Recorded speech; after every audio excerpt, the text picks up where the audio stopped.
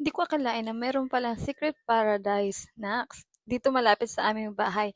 Bali walking distance lang siya, isang kanto lang. Araw-araw ako ditong dumadaan pero hindi ko talaga napansin na meron palang cafe sa taas nito. Akala ko apartment lang siya. Sa unang palapag makikita mo ang main menu nila at ang CR. At pag akyat mo naman, nakabungad agad sa'yo ang welcome sa kanilang cafe. At dito naman sa second floor, nakapwesto ang kanilang barista at dito ka o-order. Pwede kang humiram ng menu, iakyat mo na siya sa taas, hanap ka na ng place mo, then baba ka na lang pag mayroon ka ng order. At ito ang kanilang secret garden na nasa rooftop. Mala enchanted nga ang datingan nito.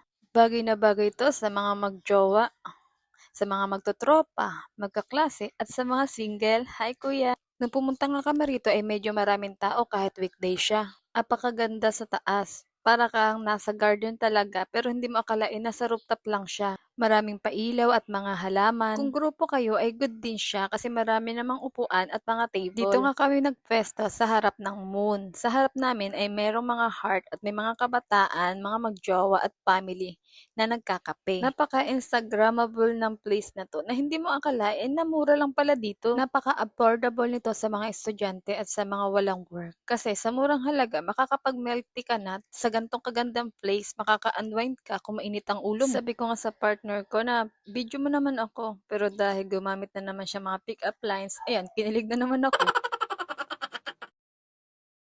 At habang nag-aantay nga kami ng order namin ay nagbasa-basa muna ako ng mga signage nila.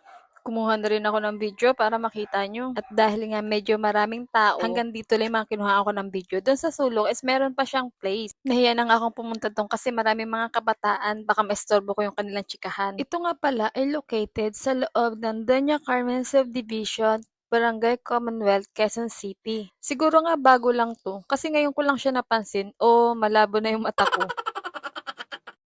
Nakakatuwa lang kasi napakaganda ng place tapos napakamura ng mga milk tea nila. Sa pang nakakatuwa, lahat ng flavor ng milk tea na gusto ko is meron sa menu nila. At meron din sila mga snacks na masarap partner sa milk tea. Pero mo yun, start at 29 and 49 yung pinakamalaki. Meron ka ng masarap na milk tea. At ito nga pala in order namin, Graham cheesecake para sa mga kids at fries. At ito sa amin, ang nachos nila.